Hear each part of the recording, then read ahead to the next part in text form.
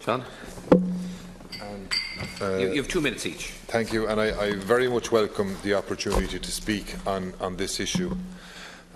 Because, Minister, can I say that since I got elected in February, this is probably the single most important issue that has come onto my desk, and I have a fistful of correspondence here from families and residents in St Mary of the Angels, all of whom are extremely concerned at the future for the facility and at the future, their own future within it. I have spoken to numbers of patients and some residents, and I will preface my remarks by saying that it's the needs of the residents that's most important here, but within that their families are very well placed and best placed to articulate their needs. At the outset, Minister, I want to say that communication around here has been poor, if not very poor. And a lot of the problem and the issues that are now coming to the fore are as a result of poor communication.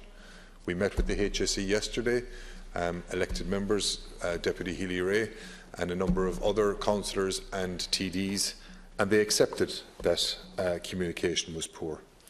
But I think there is a need for clarity here. There is a need to reassure each and every resident and their families that they will not be moved from this facility without their consent. If you could give that assurance to me today, Minister, we will go a long way to taking the heat out of this issue and dealing with it in a calm manner that will bring about the best possible results. I accept that there is a policy. I accept that there is a move away from congregated settings. I accept that it is good for certain people to go into the community. But in St Mary of the Angels, we have what I would consider a jewel in the crown of facility, and we cannot allow a one-size-fits-all policy to be the cause of the closure of this facility. Micheal Healy-Rae. Yeah, thank you very much, Councillor, and I just want to thank you and your excellent officials for allowing this debate to be revisited this evening, because it's very, very important.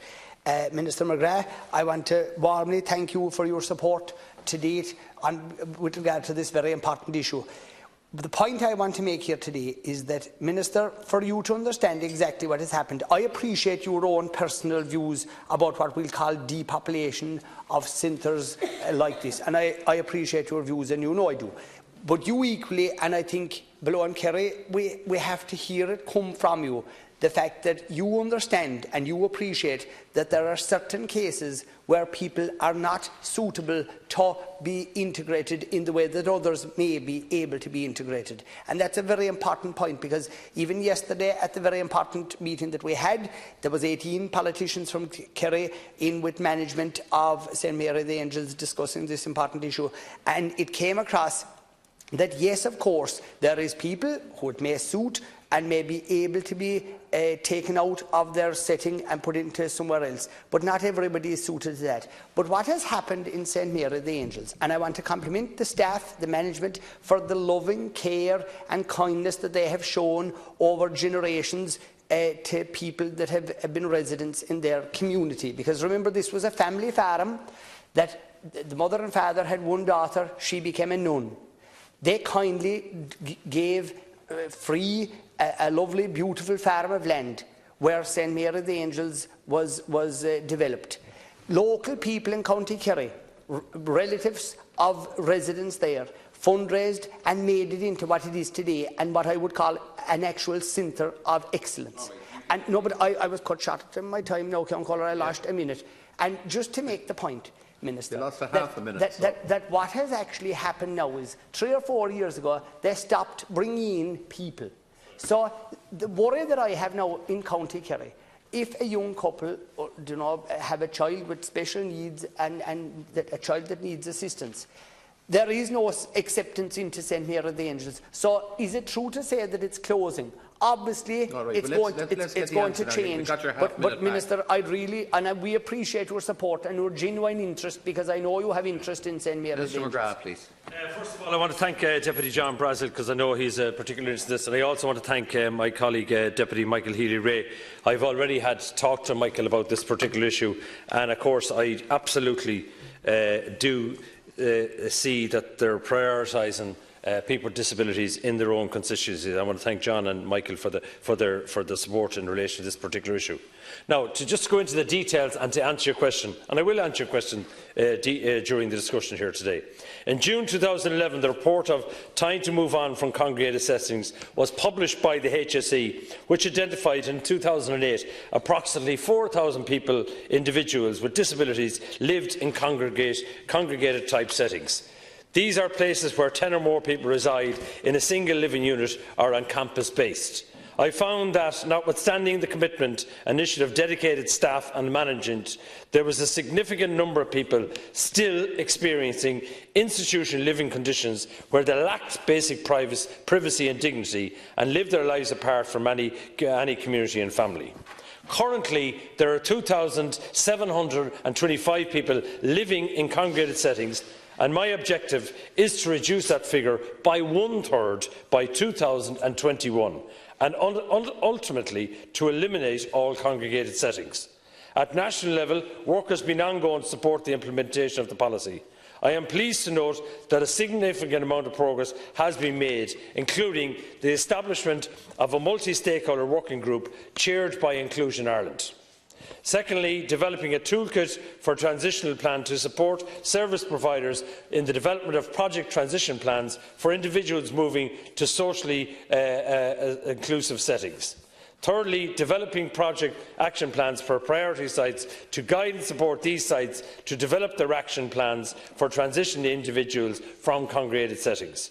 Developing and disseminating a communication framework that includes a key messages document and a stakeholder mapping tool to support providers, engage all stakeholders in a targeted manner and ensure communications are timely and appropriate. And from what I've heard today, that hasn't happened.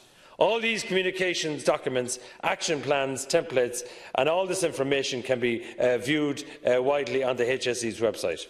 I would encourage the Deputy to look at these documents and developments as they give a comprehensive overview of the level of preparation that goes into moving people out of congregated settings.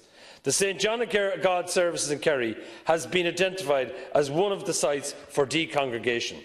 The HSE and I am committed to working with St John of God services to transition 17 residents in ward-style accommodation from the current unsuitable accommodation on campus to more appropriate settings in the local community. The comprehensive action plans I have described will ensure that there is an extensive engagement with the person themselves, with their families, with their carers and with their advocates, as well as the service provider, to ensure successful and sustainable transitions into the community. In total, 78 people currently residing on the Beaufort campus will ultimately be supported over a number of years to move to a more suitable accommodation in the community, depending on the available funding and sourcing suitable houses in the community. The HSE, as you have mentioned yourselves, met public representatives from Kerry yesterday and were clear in stating that St Mary of the Angels will close over time. I believe that was said at the meeting. I would particularly like to assure any concerned residents and my colleagues here today, our family members, that the process of moving a person with disabilities out of a congregated setting is not something that happens overnight. That's the first thing.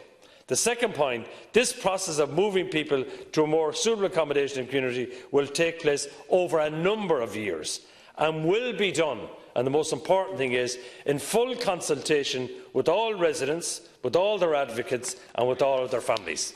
And I deal with the other issues in the next part. 1 minute each now, please. I mean, Minister, your reply obviously greatly concerns me, because what you were saying is that St Mary of the Angels will close, but the process of moving people into suitable accommodation will take place over a number of years and done in full consultation with residents, advocates and their families.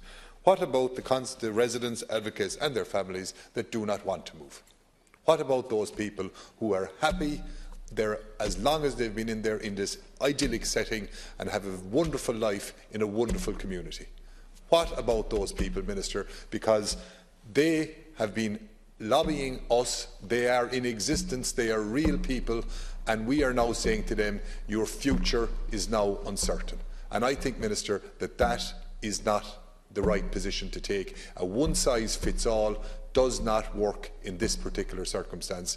I think I would ask you that, saying every single one of the 76 residents, that a detailed, individual, future care plan be done for those 76 residents in consultation with the residents and their families, and then come back to us and let us know exactly when and how the future of these people will be cared for. And there is a future for St Mary of the Angels, Beaufort, Minister. Believe you me, there is a future for that setting. Thank you, Deputy. Deputy Healy-Rae. Yeah, thank you, Councillor. Minister, the trouble with your response is it is making no allowance whatsoever for the resident who is unable to relocate. And I'm pleading with you on behalf of the parents, the aunties, the uncles, the brothers and the sisters of people who are residents in this wonderful location. And remember, one of the most upsetting things that you can say about St Mary of the Angels is you want to take them out of that place, that home, and integrate them into the community. The community that they're in is a community in itself. It is a wonderful, beautiful setting where an awful lot of the people that are there, the majority of them, are happy, safe and content, and they want to be left there. There are people in St Mary of the Angels today who would be unable, unsuitable, and it wouldn't be acceptable to their families to try to integrate them into any other place than where they are today. They're safe, they're happy, they're content, and they're getting excellent care from excellent care providers. And my goodness, Minister, when it's not broken, please think of my late father. He always said, if it's not broken, don't try to fix it. St Mary of the Angels is not broken. Don't try to fix it, because that's not the proper thing to do. Thank you, Deputy. Minister, you've... I'll respond. Sorry, Concorda? 2 minutes to... 2 minutes, yeah. Can I respond, first of all, to the concerns of course, I accept the concerns of my two colleagues, but I have a plan as well, and my plan is to ensure that we deal with these particular issues where people...